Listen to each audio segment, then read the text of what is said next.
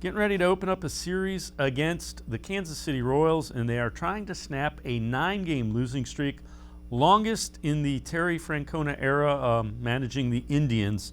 And Matt, it's Zach Plesac on a pitch count, probably 60 pitches will be the limit, taking on Duffy, who is 2 starts removed from being on the disabled list as well.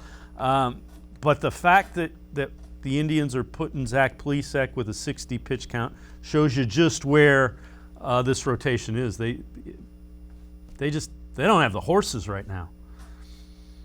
No, they don't, Dave. This has been very disappointing, to be quite honest. We've bragged for so many years about how this team will always have depth when it comes to starting pitching. The pitching factory, Ruben Niebla, Carl Willis, the people down in the minor leagues, the analytics, and none, I repeat, none of the young guys that have come up have wowed me at all. Eli Morgan I like, but Eli Morgan is really going to have to be, he doesn't have the high-rising, high-octane fastball to get a lot of big leaguers out. There are going to be solo home runs. I think Eli Morgan is more of a 4 or a 5 guy down the road. I like him. He's young. His first start was on a windstorm and rainstorm, so it wasn't fair to him. Tristan McKenzie's been a huge disappointment. Sam Hentges, the same. Maybe he's a reliever. J.C. Mejia got sent down today. He couldn't, when the going gets tough with J.C. and he puts runners on, because he's got the stuff, he just can't get big league hitters out pitching from the stretch.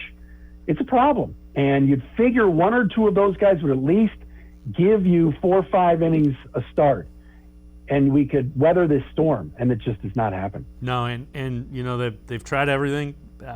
Bad situation. They tried it, and it didn't work. I think the one thing that's working against Mejia and Morgan and Hentges, they didn't have a minor league season last year. Don't forget that. There's right. a lot of that finishing, and the Indians are really good at understanding when a guy's ready, and I don't think they planned on having any of those guys in the situations they've been in. And, what are you going to do when all 5 of your starters, go down?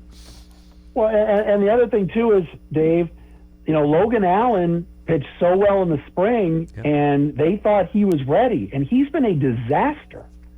So it's not like, okay, Logan Allen every other start's giving you 5 or 6, and he's ham and egging it through. He can't get anybody out. Yeah. Like, they've sent him up and down 4 times. Tristan McKenzie, they announced today, is coming back up to pitch tomorrow. Which Tristan McKenzie are we going to get? Are we going to get sticks with 7 Ks and maybe get you through 5 or 6 and a few walks? But we're seeing that mid-90s fastball and the wipeout breaking pitches. Or are we going to see the guy that walks the ballpark and we sit here and go, well, we're going to have to send him back down again for more work on his arm.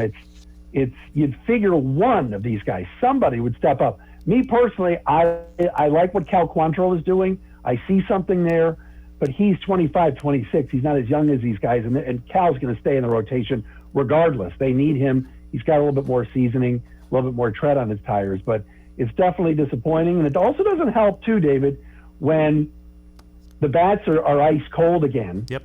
And and these guys are squeezing the baseball even harder, knowing they can't make a mistake. Yep. Quantrill pitched his ass off Sunday, and pitched well and went 6, and he gave up 3, but they just couldn't get any help in the offense. It was yesterday in one of the doubleheaders, 2nd and 3rd, nobody out, can't get the runner home.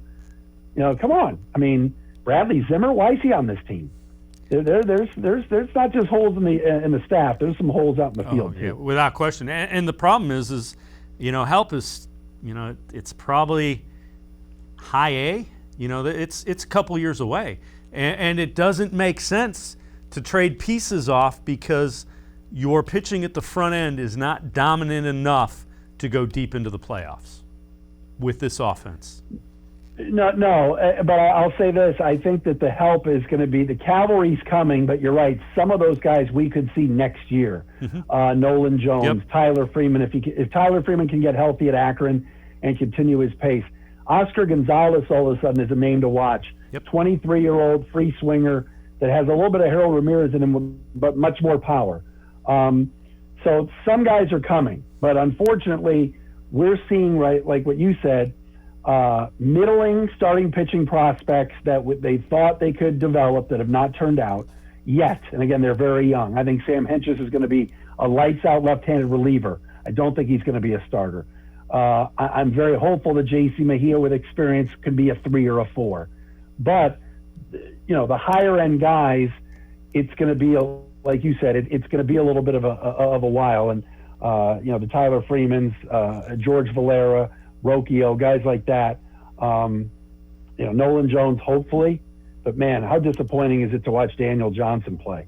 Bradley Zimmer, who we thought for years would be something. Owen Miller comes up and cannot hit a breaking ball. It's definitely disappointing.